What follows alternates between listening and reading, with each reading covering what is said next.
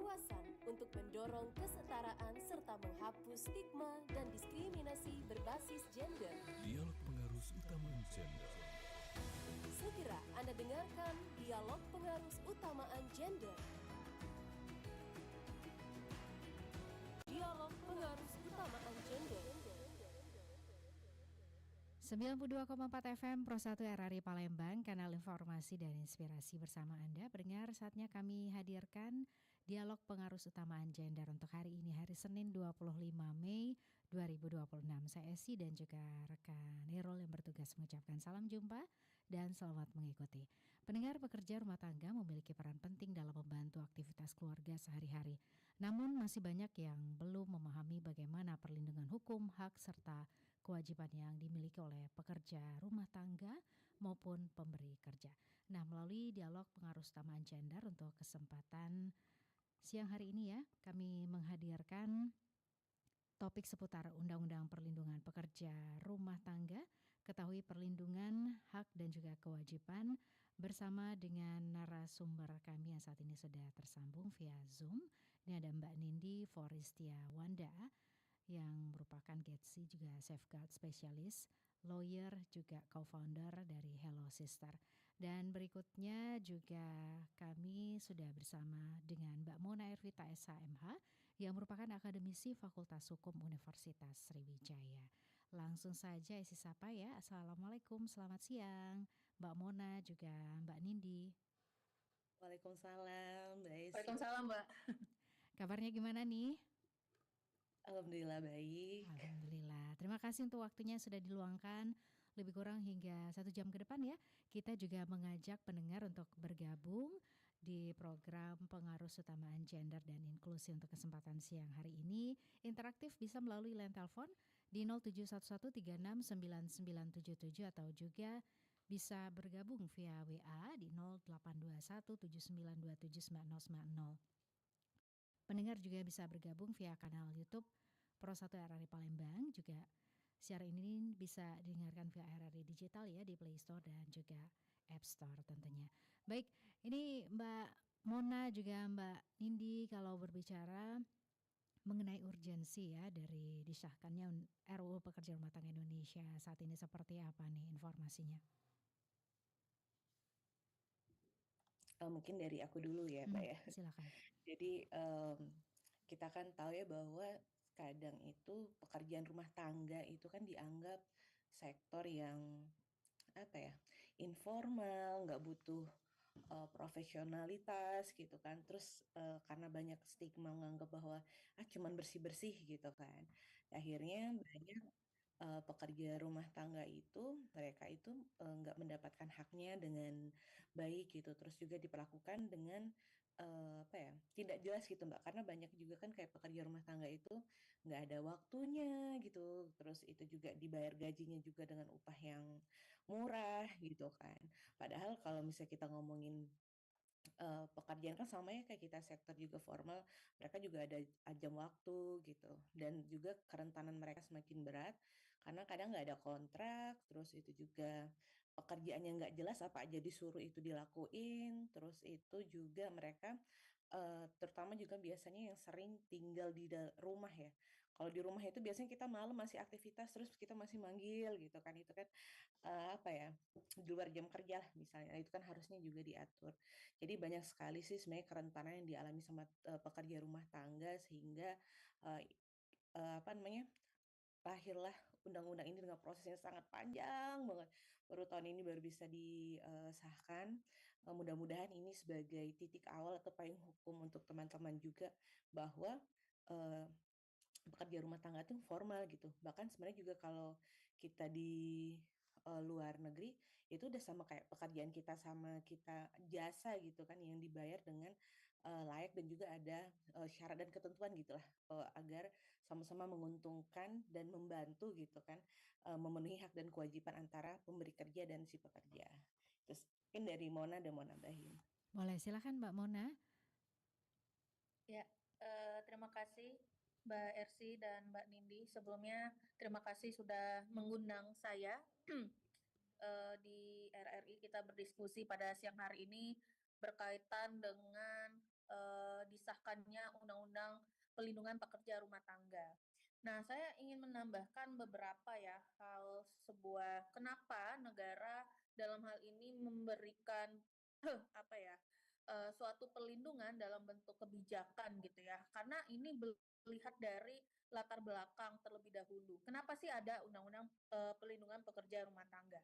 Nah, setiap tahunnya itu kalau kita lihat ada catatan akhir tahun yang dirilis oleh Komnas Perempuan Republik Indonesia ya bahwa banyak sekali kekerasan yang dialami oleh uh, pekerja informal, salah satunya itu adalah pekerja rumah tangga. Nah, benar apa yang sudah disampaikan oleh Mbak Nindi sebelumnya bahwa uh, pekerja informal ini yang dialami oleh teman-teman pekerja rumah tangga itu sering sekali mengalami kerentanan, kekerasan, kemudian ketika melakukan hubungan kerja dengan pemberi kerja itu tidak seimbang kayak gitu ya.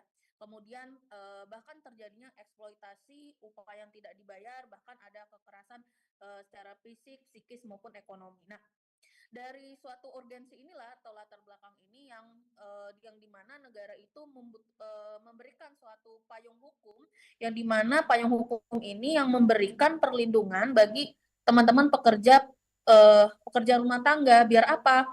Biar di situ ada peran negara peran negara untuk melindungi ya semua pekerja karena pekerja rumah tangga ini sebelumnya itu tidak diakui ya oleh negara, tidak seperti apa yang pekerja-pekerja di sektor lainnya seperti itu. Mungkin itu dulu Mbak. Ya, baik Mbak Mona, ini kalau bisa disampaikan juga ya, mungkin Mbak Mona juga mengamati seperti apa sih kondisi perlindungan hukum bagi pekerja rumah tangga sebelum adanya RUU ini? Ya, baik, terima kasih Mbak Esi ya. Sebelumnya terkait dengan perlindungan hukum ya, memang di kita itu kita itu ada namanya Undang-Undang Ketenagakerjaan gitu ya, Undang-Undang nomor kalau tidak salah nomor 30 tahun saya tolong dicatat ya tahun 2023 dan itu sudah direvisi sebagian di Undang-Undang Cipta Kerja. Nah, itu kan Undang-Undang Ketenagakerjaan kan itu sifatnya dia lebih melindungi kepada pekerja sektor formal ya, bukan sektor informal seperti itu. Nah, kemudian karena kerentanan yang dialami oleh teman-teman pekerja rumah tangga ini itu yang dimana mereka tidak memiliki kemampuan atau kecakapan ketika dia melakukan suatu hubungan hukum kayak gitu atau hubungan kerja antara si pemberi kerja dan si penerima kerja. Nah, ketidakmampuan atau ketidakcakapan ini yang membuat mereka semakin rentan kayak gitu ya. Misalnya mereka ya udah disuruh kerja aja kayak gitu, yang penting kamu dapat terima duit kayak gitu, tapi legal base-nya itu tuh tidak diatur kayak gitu ya dalam peraturan hukum untuk saat ini. Nah, sehingga ketika belum ada peraturan pelindungan pekerja rumah tangga, relasi ya, terjadi relasi kuasa antara pemberi kerja dan penerima kerja yang tidak seimbang itu gitu ya, sehingga tidak ada peran negara masuk di situ. Nah, ketika ada payung hukum, disitulah negara masuk, negara hadir memberikan suatu perlindungan ketika mereka melakukan suatu hubungan kerja, di situ sudah jelas gitu ya, ada hak, ada kewajiban, kemudian juga kesepakatan apa saja nih yang perlu dituangkan dalam perjanjian kerja kayak gitu ya. Jadi mirip-mirip kayak pekerja di sektor formal lah, kurang lebih seperti itu, Mbak. Nah, jadi nanti ketika ada sengketa kayak gitu kan dalam kesepakatan kerja, itu ada implikasi hukumnya kayak gitu ya, seperti ada proses mediasi, ada proses musyawarah, bahkan kita bisa melaporkan ketika ada pekerja rumah tangga yang mengalami masalah kayak gitu ya, itu bisa kita laporkan ke dinas ketenagakerjaan seperti itu di daerah masing-masing. Mungkin seperti itu dulu, Mbak. Baik, kalau Mbak Nindi sendiri gimana nih Pak, Mbak Nindi gitu ya, melihat kondisi perlindungan hukum bagi pekerja rumah tangga sebelum adanya RUU ini? Mungkin ada catatan-catatan penting gitu ya? Iya Mbak, sedikit aja nambahin dari Mona tadi sebenarnya undang-undang ini tuh jadi kayak win-win solution Mbak. Jadi kan kadang juga dengar cerita saya kayak teman-teman kadang punya pekerja rumah tangga, kadang misalnya nggak sesuai ekspektasinya nih gitu kan. Terus apa tuh namanya? Misalnya kadang ada yang mau kasbon duluan kayak gitu kan itu kan nggak diatur nih tapi kalau misalnya kita udah ada kayak aturan kayak gitu kita bisa tahu nih jam kerjanya tuh berapa gitu jadi dari sudut pandang kita juga enak dari sudut pandang yang bekerja di rumah kita juga enak gitu Mbak mungkin aku bisa kayak kasih eh, mungkin dianggap orang tuh kayak sepele kita nggak terbiasa ya adanya kayak kontrak gitu kan bahkan aku untuk menerapin ke diri aku sendiri udah mencoba untuk buat kontrak itu tuh kayak kok agak kaku gitu tapi pelan-pelan sih kita bisa gitu. Jadi apa sih harapan kita misalnya kerja itu seminggu kita pengennya 6 hari lah misalkan.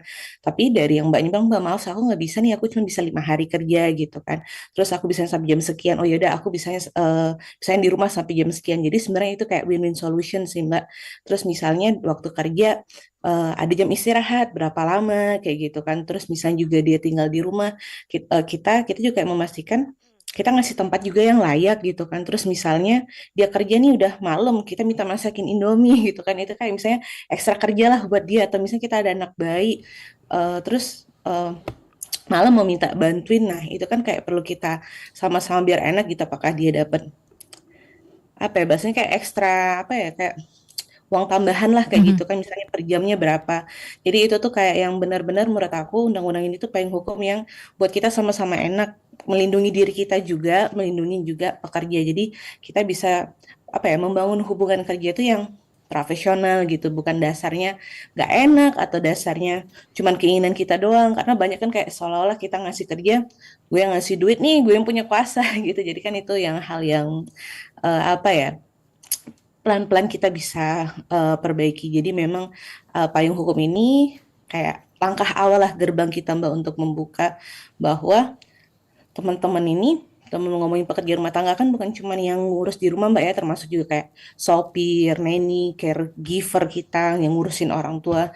Nah itu kan juga termasuk ya. Nah Baik. cuman kadang orang-orang pengen kayak one for all gitu, bersihin rumah iya, Iya. ngurus anak iya, terus itu ngurusin orang tua, terus kalau kenapa-napa sama anaknya marah-marah diviralin gitu. Padahal kan ngurus anak aja itu kan Mbak challenge-nya gede ya, kita nggak bisa kita misalnya masak nih, anak ditinggal, anaknya entah jatuh atau gimana kan orang tuanya marah nih. Jadi memang di sini sih kita yang sama-sama enak juga gitu kan. Jadi apa sih peran tanggung jawabnya. Jadi kalau memang dia misalnya di luar dari tanggung jawabnya itu, nah kita bisa nih kayak nuntut, oh kamu kan harusnya nggak melakukan ini nih kok kamu lakukan gitu kan. Dan juga mereka bisa juga kayak ngingetin kita, Bu, ini kan bukan tanggung jawab saya nih gitu kan. Kalau misalnya semuanya saya, ya teler lah gitu. Makanya juga Iya. sisi lain sih Baik. kita melihat bahwa kadang kita juga sebagai misalnya ibu rumah tangga Mbak dianggap pekerja rumah tangga tuh nggak penting padahal Luar semua biasa yang gitu kita ya lakuin tantangannya. sendiri apa. Gitu Oke, sih Mbak. baik Mbak Nindi juga Mbak Mona, kita sudah tersambung dengan penelpon yang saja. Kita sapa ya. Selamat siang Pro 1. Selamat siang. Dengan Mira di Kenten. Mbak Mira di Kenten ya. Silahkan Mbak Mira, ada pertanyaan atau Ya, halo selamat siang. Ini hal Mbak yang Nini, ditanyakan? Mbak Mona, sehat selalu ya. Ini kan kalau dilihat dari kasus pembantu rumah tangga yang kemarin sempat viral juga dari Andre Tolani ya. Ini sampai disidang nih di DPR gitu. Nah, kadang kalau kita sebagai ibu rumah tangga kan kita juga melihat ada rasa kemanusiawinya juga ya kalau kita melihat seorang yang neni ataupun pembantu rumah tangga yang bekerja sama kita. Kadang kita juga kalau sudah dibaikin, ini kadang pembantu itu suka atau yang ngurus rumah tuh suka ngelunjak ya kalau bahasa Palembang ya. Iya. Mungkin bisa nggak sih kita ngasih arahan juga ke kita sebagai ibu rumah tangga, mungkin ke Mbak Nindinya juga, apa yang mungkin kita harus kita lakuin kalau misalnya kita mendapatkan yang bantu-bantu di rumah kita sudah dibaikin, sudah dimakan nggak dibedain satu meja, apa yang dia makan kita makan, biar ujung-ujungnya nggak ngelunjak, nggak kitanya juga yang makan hati. Kalau kita viralin malah yang punya rumah yang salah, nggak punya hati atau apalah gitu. Itu aja sih Mbak Esi. Baik, Ya, terima kasih Mbak Mira ya. sama. Ya, itu tadi ada Mbak Mira di Kenten ya. Ini merespon juga gitu ya. Ada yang terjadi di masyarakat, ini kasusnya juga ini sedang diperbincangkan juga gitu ya di di salah satu artis gitu ya.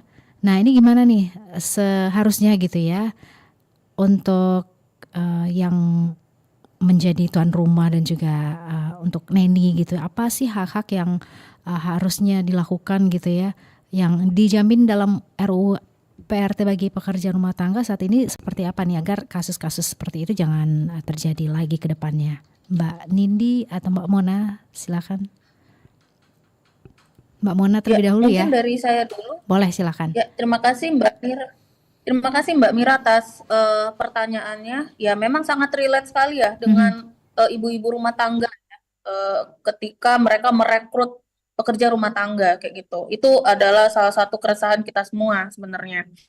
Nah, sebenarnya undang-undang PPRT ini bukan hanya untuk pekerja rumah tangga saja untuk melindungi ya, tapi juga melindungi si pemberi kerja kayak gitu. Karena konteksnya undang-undang PPRT ini dia sangat seimbang kayak gitu ya, antara pemberi kerja dan penerima kerja. Nah, makanya itu agar tidak terjadi adanya pelanggaran hukum ketika ada ada hubungan kerja antara pemberi kerja dan penerima kerja, itu sudah disampaikan dalam kontrak atau kesepakatan yang dibuat antara pemberi kerja dengan penerima kerja gitu ya. Nah, itu sudah disampaikan hak dan kewajiban masing-masing kayak gitu, hak kewajiban pekerja, kemudian hak penerimanya kayak gitu ya. Itu sudah disampaikan. Nah, kemudian kalaupun itu juga harus disampaikan dalam kesepakatan atau perjanjian kerja tersebut apabila itu si penerima kerja dalam hal ini pekerja rumah tangga ketika melakukan tindakan-tindakan yang melanggar hukum kayak gitu ya, misalnya kayak mereka melakukan pencurian di rumah di situ, itu bisa dilaporkan ke pihak kepolisian seperti itu, karena itu sudah pasti melanggar hukum ya, melanggar hukum pidana kayak gitu. Nah, terjadi misalnya anak kita kayak gitu ya, anak kita bukan disiksa ya, lebih ke dipukul kayak gitu ya oleh pekerja rumah tangga ini, itu sudah jelas ya di awal kita sudah sampaikan bahwa ini mbaknya ada satu klausul ya di dalam perjanjian bahwa mbaknya dilarang melakukan tindakan-tindakan yang melanggar ketentuan hukum pidana. Misalnya mbak nggak boleh mencuri, mbak nggak boleh misalnya memukul anak saya segala macam kayak gitu, itu sudah dituangkan ya. Jadi ketika kesepakatan itu sudah dibuat gitu ya, akan ada konsekuensi hukumnya kayak gitu ya. Jika melanggar klausul tersebut, maka konsekuensinya adalah si penerima kerja ini bersedia ya untuk dilaporkan oleh pihak kepolisian seperti itu. Mungkin itu kalau dari saya, Mbak. Mbak Nindi, silakan. Sebenarnya udah cukup jelasnya disamping sama Mona. Cuma memang namanya berinteraksi dengan sesama manusia ya Mbak ya, pasti ada aja yang tadi bahasanya ngelunjak gitu. Menurut aku sih kita tetap perlu ada batasan sih. Batasan itu baik yang tertuang di dalam kontrak ataupun juga batasan ketika kita juga misalnya kayak berinteraksi gitu kan. Kita kan memang harus ramah sama orang, tapi kita juga harus ya kayak profesional sih Mbak, misalnya waktu dia kerja gitu kan. Terus misalnya memang kalau dia udah mengarah kayaknya udah buat kita nggak nyaman, itu nggak apa-apa banget kita sampein gitu apa yang membuat kita nggak nyaman, daripada kita diem gitu kan, kita makan hati terus dia ngerasa apa yang dilakukan itu hal yang wajar, jadi dia bisa keterusan. Jadi nggak apa-apa banget kita ngasih tahu gitu kan bahwa kayaknya misalnya kemarin kok kamu ngomongnya kayak gitu ya gitu, misalnya emangnya aku ada salah ngomong atau apa gitu, nah tolong nanti ke depannya jangan kayak gini lagi ya gitu, aku juga nggak nyaman kalau kamu misalnya memperlakukan aku kayak gitu. Dan juga misalnya dia ngerasa, Bu, saya juga sebenarnya kemarin kesinggung nih omongan ibu, ya nggak apa-apa, saling kita kayak mengutarakan apa sih yang buat kita nyaman dan nggak nyaman gitu sih Mbak. Oke, baiknya emang dibicarakan dari awal seperti itu Mbak Nini juga Mbak Mona ya. Oke, untuk pendengar lainnya yang juga ingin ikut bergabung, kami tunggu atensinya untuk bisa bergabung ya, ikutan interaktif di line telepon 0711369977 atau juga bisa bergabung via WA di 082179279090. Mbak Mona juga Mbak Nindi, kita jeda sebentar ya. Pendengar juga pastinya tetap terus bersama kami di 92,4 FM Pro 1 RRI Palembang, kanal informasi dan inspirasi. Dialog Pengarus Utamaan Gender. Masih bersama Anda, Dialog Pengarus Utamaan Gender.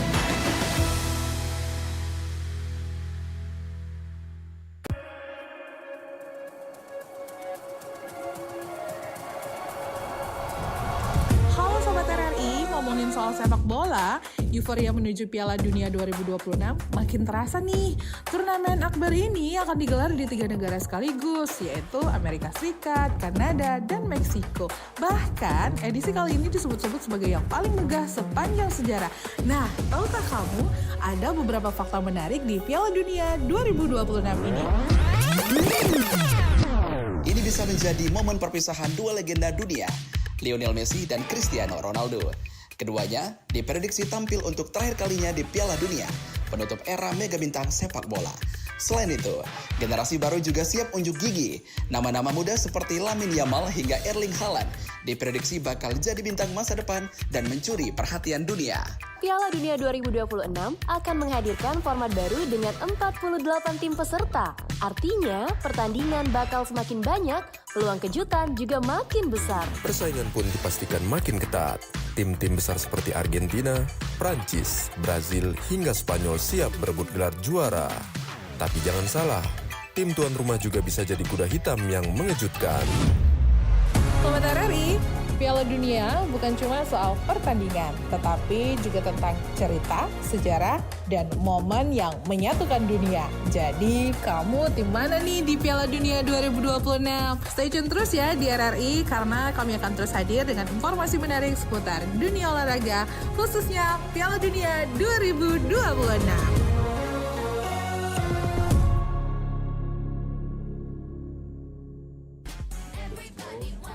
Permisi kak, kita udah mau closing. Ini bilnya, nanti pembayarannya di kasir ya kak. Oke bang, ini kita cek dulu ya. Aku americano 15.000, dimsum 1 porsi juga 15.000. Terus rice bowl 1 20.000. Ah, ini nih pas-pas. Pesanan aku semuanya pas ya, 50.000. Tolong bayarin ya. Oke, bentar ya. Aku ngitung pesanan aku juga. Vanilla latte 18.000, kentang goreng 15.000, spaghetti 24.000, 18 tambah 15 tambah 24 jadi... Ngapa Win? Belum siap ngitungnya? Cobalah tolongin dulu kawan kau nih, susah kali ngitungnya. Mak, ngitung segitu aja gak bisa. Bukannya gak bisa weh, agak susah aja nih angka-angkanya. Alasan. Makanya jangan dikit-dikit AI, kan jadi susah mikir. Mas, saya mau pesen kopi susu gula arennya 1, mie goreng jumbonya 1, sama cemilannya, mau donat coklatnya 2, sama matchanya 2 ya mas. Duduknya di sana ya mas. Oke mbak, kopi susu gula arennya 1, mie goreng jumbonya 1, sama cemilannya, donat coklatnya 2, sama...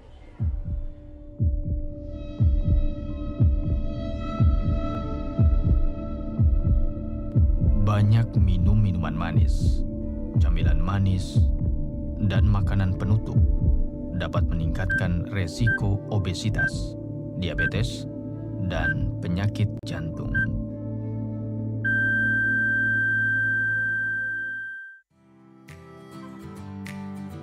Mulai dengan langkah sederhana, perbaiki pola makan, kurangi konsumsi yang manis-manis, dan olahraga setiap hari, agar tubuh lebih sehat.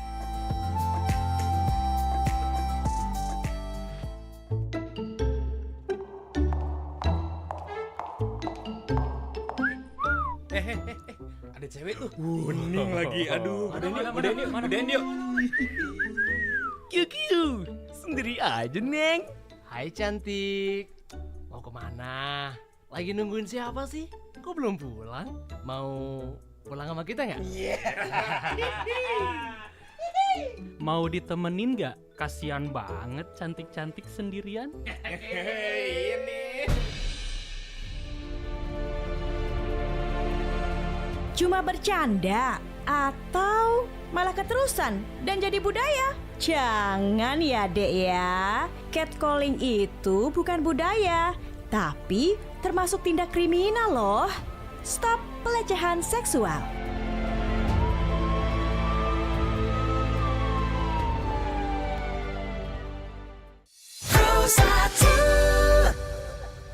Terima kasih pendengar masih terus bersama kami di 92,4 FM Pro 1 RRI Palembang, kanal informasi dan inspirasi. Kami terus menemani Anda dalam program Pengarus Utamaan Gender dan Inklusi, Undang-Undang Perlindungan Pekerja Rumah Tangga, Ketahui Perlindungan Hak dan juga Kewajiban. Bersama dengan narasumber kami, ada Mbak Nindi Forestia Wanda, GETSI juga safeguard spesialis, lawyer, dan co-founder dari Hello Sister. Selanjutnya kami juga bersama dengan narasumber kami lainnya ada Mbak Mona Ervita SHMH, akademisi Fakultas Hukum Universitas Sriwijaya. Dan pendengar, Anda yang ingin ikut bergabung silakan ya bisa menghubungi kami melalui line telepon di 0711 369977 atau juga bisa bergabung via WA di 082179279090. Dan tentunya dialog ini kami tampilkan juga via kanal YouTube Pro 1 RRI Palembang dan juga bisa Anda dengarkan via RRI Digital di Play Store dan juga App Store. Nah, ini kalau kita berbicara mengenai tantangan terbesar ya dalam penerapan RUU PRT di masyarakat. Seperti apa nih? Mungkin ada komentarnya Mbak Nindi? Nah, iya Mbak, kalau ngomongin tantangan sih pasti akan selalu ada ya tantangannya, baik dari sisi stigma di masyarakat, menganggap ini tadi pekerjaan ya cuma bersih-bersih doang gitu kan. Terus itu juga dari sisi pemerintah juga ini kan baru gitu kan, juga masih kayak dalam proses lah gitu bagaimana bisa untuk menerapkan undang-undang ini. Dan juga yang terpenting juga sepertinya tantangan selanjutnya itu tentang sosialisasi ya, karena ini masih baru banget, jadi kayak penting banget bagaimana sih undang-undang itu bisa tersosialisasi ke masyarakat gitu kan. Terus juga nggak cuma sosialisasi tapi masyarakat baik yang mau menerima kerja ataupun mencari pekerjaan itu tahu sih hak dan kewajibannya. Karena waktu itu aku sempat cek di Trade gitu kan, banyak banget kayak pro kontranya nih terkait gimana nih kalau misalnya dia minta UMR, berarti dia harus ngikutin syarat ABCD gitu kan. Terus bagaimana kalau misalnya mereka yang mecahin barang kita, ngurusakin perabot rumah tangga gitu, banyak banget kan kayak perdebatan. Menurut aku itu hal yang sangat baik, dalam artian masyarakat ini mulai aware nih gitu. Nah, tinggal bagaimana juga sih kita bisa pelajarin dulu, pelan-pelan aja dulu, nggak apa-apa, kita buka komunikasi. Terus juga misalnya nanti mungkin lebih tahap selanjutnya bagaimana sih misalnya emang ada pelanggaran itu seperti apa prosesnya, nanti mungkin bisa Mona tambahin. Jadi memang challenge-nya itu masih banyak ya, karena masih baru dan orang tuh nganggap kayak ngapain sih kita harus kayak gini gitu, padahal tujuan undang-undang ini tuh sama-sama melindungi kita, pemberi kerja, sama juga yang pencari kerja gitu sih Mbak. Nanti untuk kayak lebih mungkin teknisnya nanti seperti apa bisa ditambahin sama Mona. Boleh, silakan Mbak Mona. Ya, terima kasih Mbak. Jadi sebenarnya tantangan pengesahan Undang-Undang PPRT ini ya, ini kan masih baru banget ya, masih baru banget di bulan April kalau tidak salah disahkannya, dan baru dinomorkan di bulan ini Mbak. Artinya ini pemerintah harus ada target kayak gitu ya, target agar undang-undang ini terimplementasi dengan baik. Dengan cara apa? Dengan cara melakukan sosialisasi. Jadi sosialisasi itu bukan hanya pemerintah saja kayak gitu ya yang memiliki tanggung jawab. untuk melakukan sosialisasi undang-undang PPRT ini, tapi termasuk saya sebagai akademisi juga dan melalui media channel RRI ini juga adalah bagian salah satu mempromosikan ya atau mengimplementasikan betapa pentingnya undang-undang PPRT ini diimplementasikan kepada masyarakat luas kayak gitu. Nah, kemudian yang kedua adalah terkait dengan relasi kuasa ya yang itu yang sebenarnya agak sulit kayak gitu. Karena merasa bahwa pemberi kerja itu seolah-olah dia adalah dia yang mempunyai segalanya kayak gitu ya, dia mempunyai source kayak gitu ya, dia yang bisa menggaji orang tersebut sehingga relasi kuasanya itu cukup timpang. Bukan berarti kayak undang-undang PPRT ini nih sudah setara, tapi kalaupun itu diimplementasikan gitu ya, kita terapkan ke masyarakat, ini relasi kuasanya nih masih timpang kayak gitu ya, karena balik lagi si pemberi kerja dan penerima kerjanya itu. Nah, jadi harus diimplementasikan secara setara kayak gitu ya, tidak timpang, kemudian juga tidak ada intimidasi atau segala macam kayak gitu ya, karena ini sangat sulit sekali untuk membuat lingkungan kerja yang inklusif atau holistik atau setara kayak gitu kan di lingkup rumah tangga.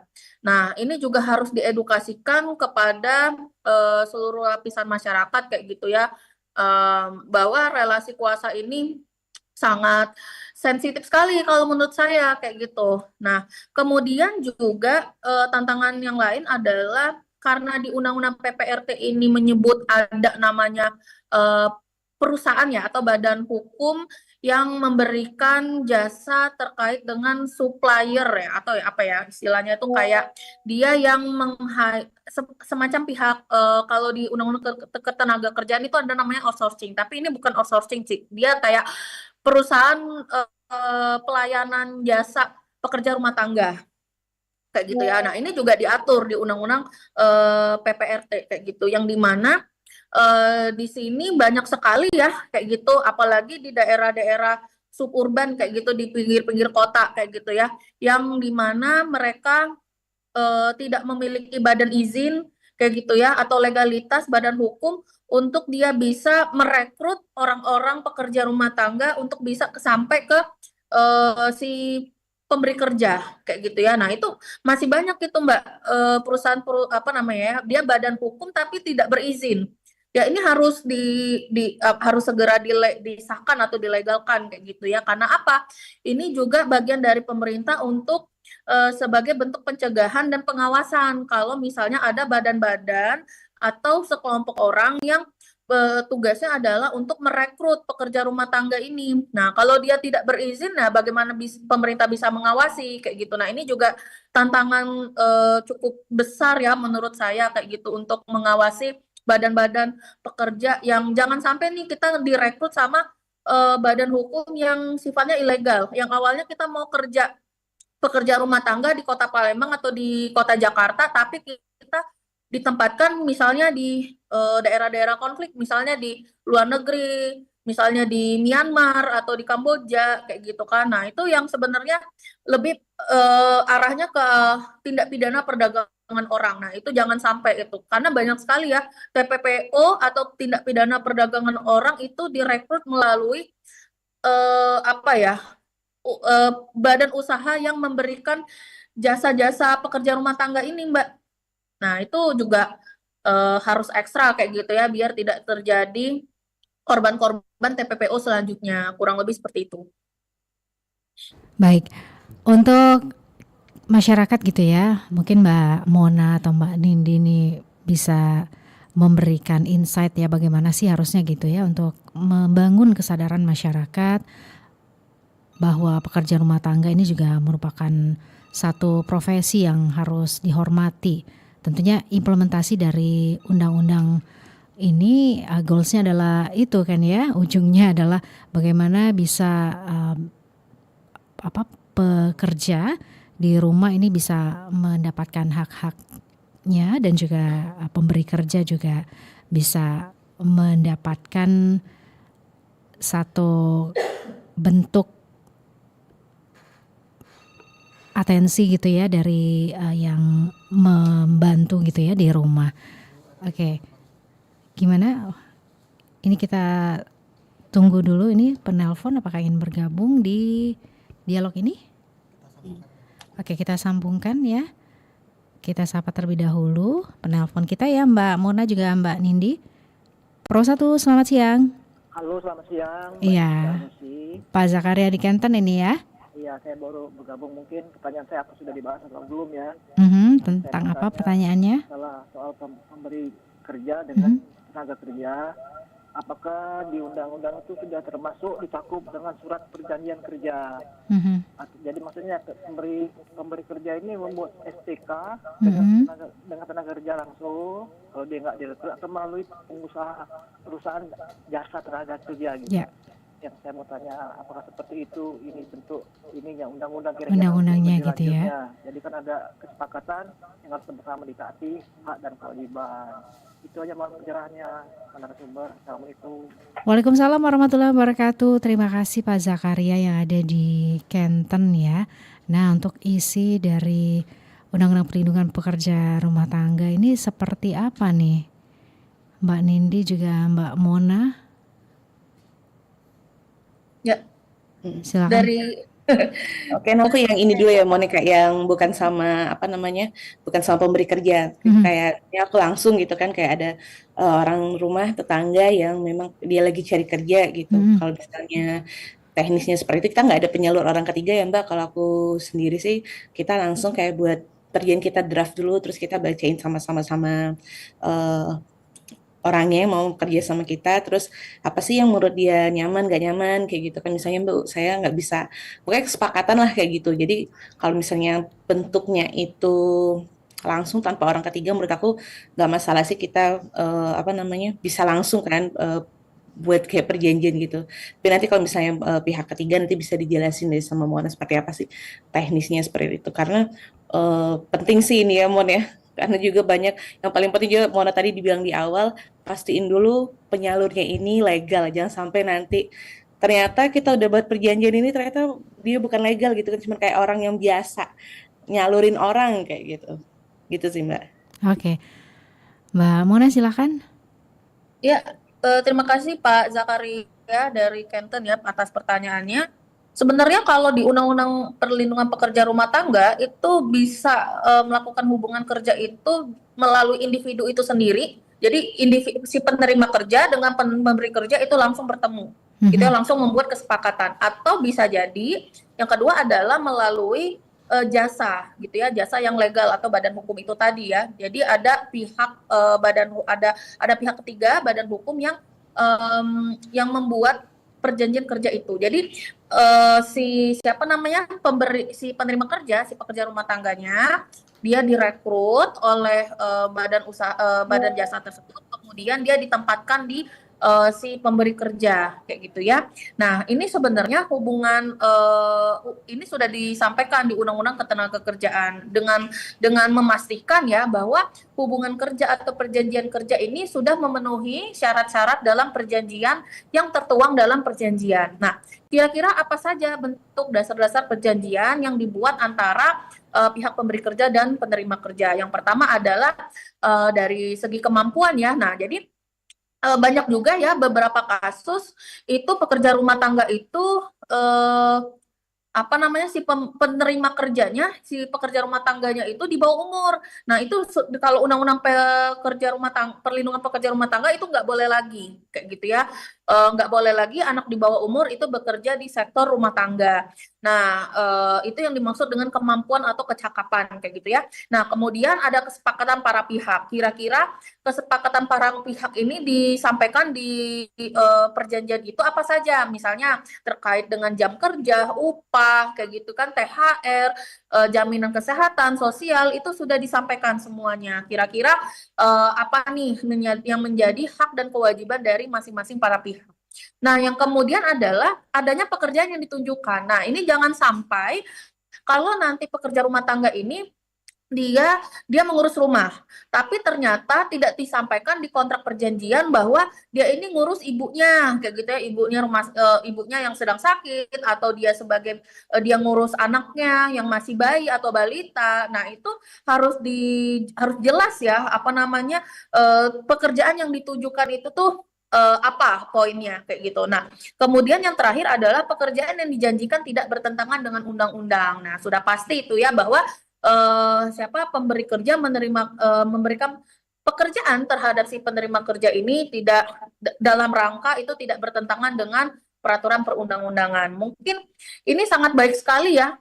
Nanti Mbak Nindi sebagai konsultan Getsi ya, ini juga harus digaungkan khususnya di masyarakat di Sumatera Selatan untuk memberikan suatu edukasi terkait dengan undang-undang perlindungan pekerja rumah tangga ini, betapa pentingnya kayak gitu ya, harus diedukasikan biar teman-teman pekerja rumah tangga di sana tidak dieksploitasi. Kurang lebih seperti itu, Pak. Baik, kita langsung tanya ke Mbak Nindi ya. Mbak Nindi, seperti apa sih harusnya gitu ya cara kita membangun kesadaran masyarakat untuk nantinya bisa juga menerapkan apa yang tercantum di undang-undang ini gitu ya? Ya Mbak, kalau misalnya kita di masyarakat, maksudnya secara swasembada, maksudnya bareng-bareng gotong royong ya, kita tuh bisa nyelipin Mbak, misalnya kita kan ada pengajian gitu kan ya, ada arisan, nah mungkin kita bisa kayak mengundang teman-teman gitu, ataupun juga misalnya kita udah tahu nih poin-poinnya gitu kan, kita bisa sampai ini diselipkan di acara-acara kita, atau juga misalnya kita ada grup-grup WhatsApp gitu kan, kita mulai nih pancing obrolan gitu Mbak, jadi misalnya ibu-ibu udah tahu belum sih kita sebenarnya udah ada undang-undang ini loh, kita harus lebih aware dan waspada, bukan waspada sih, kayak lebih memperhatikan bagaimana kondisi pekerja rumah tangga di rumah ibu-ibu, jangan-jangan ada kerjanya overwork atau apa, itu kan jadi kayak muncul diskusi gitu kan. Di sosial media juga kita bisa juga kayak bahas isu ini bagaimana sih dari sudut pandang kita gitu. Jadi memang banyak hal yang bisa kita lakuin Mbak, dari hal-hal yang ya sederhana aja dulu, nggak perlu yang kayak seminar yang khusus gitu, kayaknya itu terbatas juga sih, kayak orang-orang yang misalnya ibu-ibu PKK, mungkin mereka sudah ada nanti sendiri gitu kan. Nah, yang paling penting juga di sini peran pemerintah juga sih, bagaimana kayak Mona mention tadi, terutama yang menyediakan layanan penyaluran tenaga kerja Mbak. Nah, itu kan juga sangat vital ya, karena mereka kayak jadi gerbangnya nih untuk penyalur, yang sampai nanti mereka abai gitu, ada kasus, saya nggak tahu. Nah, itu kan kita nggak bisa menyentuh ke ranah yang ibaratnya ranah udah organisasi lah, atau pekerja badan hukum lah kayak gitu. Itu kan ada peran pemerintah juga di situ. Terus ya memang semua pihak harus terlibat sih Mbak, misalnya juga pemangku agama juga gitu kan, sampailah bahwa kita ada yang kerja sama kita tuh, kita harus memanusiakan manusia gitu kan, kita juga membagi rezeki kita, jangan sampai kita jadi zolim gitu sama orang yang kerja sama kita. Jadi memang banyak hal bisa kita lakuin melalui sosial media, melalui orang terdekat kita. Bahkan aku sendiri kalau bahas ini ya Mbak ya, sama kayak keluarga itu memang kayak debatnya tuh kayak, itu kenapa ini? Terus kita kalau mereka gini-gini gitu, jadi kayak alat juga sih. Cuma menurut aku nggak apa-apa, pelan-pelan aja sih kita juga di sini kayak sama-sama belajar ya Mbak ya. Mungkin pelan-pelan kita nanti paling utama menerapkan ke diri kita sendiri. Kalau kita mau mempekerjakan orang itu, kita udah tahu nih pegangannya kayak gitu seperti apa. Jadi memang pelan-pelan bisa kita menciptakan lingkungan yang memang buat semua orang tuh nyaman sih Mbak gitu, kerja sama kita nyaman gitu, kita ngerasain juga lah kerja sama orang Mbak ya. Kalau misalnya orang yang marah-marah terus, itu kita buat nggak nyaman juga kan. Terus bagaimana juga itu sih pengen diperlakukan, dan juga bagaimana kita memperlakukan orang lain, seperti itu Mbak. Oke, baik Mbak Mona juga Mbak Nindi, ini tanpa terasa kita sudah ada di penghujung acara. Mungkin ada hal-hal penting lain yang ingin ditambahkan untuk pendengar kita terkait tema yang kita hadirkan di siang hari ini. Silakan dari Mbak Mona terlebih dahulu. Ya, terima kasih Mbak Esi. Ini adalah salah satu bentuk edukasi hukum ya kepada masyarakat di Sumatera Selatan, khususnya di Kota Palembang, terkait dengan implementasi Undang-Undang Perlindungan Pekerja Rumah Tangga. Nah, ini salah satu inisiatif yang baik sekali, dan saya harap pemerintah Kota Palembang maupun Provinsi Sumatera Selatan untuk bisa mengedukasi ya, biar masyarakat di Kota Palembang itu karena ini ya, sektor rumah tangga itu tuh sektor yang yang sering diabaikan kayak gitu loh. Mungkin saya nggak tahu ya apa proyeknya minim atau apa kayak gitu, nggak tertarik mungkin ya. Tapi ini sangat penting sekali. Karena apa? Karena ini berawal dari lingkungan lingkungan rumah tangga ya kayak gitu untuk mengedukasi hukum kayak gitu. Nah, jadi ini salah satu inisiatif yang sangat baik sekali. Saya harap gubernur maupun wali kota khususnya di Kota Palembang dan dinas terkait kayak gitu ya untuk memberikan edukasi hukum ini kepada seluruh masyarakat terkait dengan pentingnya pelindungan pekerja rumah tangga. Dan begitu saya juga akademisi dan teman-teman masyarakat sipil seperti Mbak Nindi dan kawan-kawan begitu ya. Terima kasih. Terima kasih Mbak Mona. Mbak Nindi silahkan closing statement-nya. Kalau saya ciptakanlah rasa aman dan nyaman itu dari rumah, karena kalau kita udah nyaman di rumah, kita mau keluar mau kerja apapun juga hati juga tenang gitu sih Mbak. Jadi kita ada rasa percaya sama orang yang bekerja di rumah kita, gitu aja sih Mbak. Baik, Mbak Mona juga Mbak Nindi, terima kasih sekali lagi ya sudah memberikan insight-nya buat kita di siang hari ini. Semoga informasi yang telah disampaikan ini dapat menambah pemahaman kita semua tentang pentingnya menghormati hak, menjalankan kewajiban, serta menciptakan tentunya hubungan kerja yang aman ya, adil, juga manusiawi bagi pekerja rumah tangga maupun pemberi kerja. Sehat terus, sukses terus. Assalamualaikum. Waalaikumsalam. Terima kasih Mbak Isi. Terima kasih. Terima kasih Mona. Dadah. Ya, baik pendengar, demikian ya dialog pengarus utamaan gender dan inklusi untuk hari ini, hari Senin 25 Mei 2026. Tadi kita sudah bersama dengan Mbak Mona Ervita SH.MH, ini merupakan akademisi Fakultas Hukum Universitas Sriwijaya, juga tadi sudah bersama juga dengan narasumber lainnya ada Mbak Nindi Foristia Wanda, Getsi juga safeguard specialist, lawyer, dan co-founder Hello Sister untuk pengarus utamaan gender di hari ini. Saya sih dan juga rekan Irul pamit, terima kasih.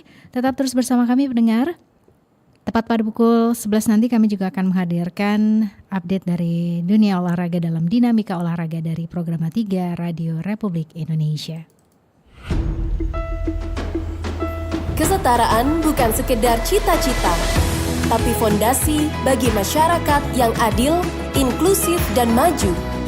Baru saja kita dengarkan bersama dialog pengarus utamaan gender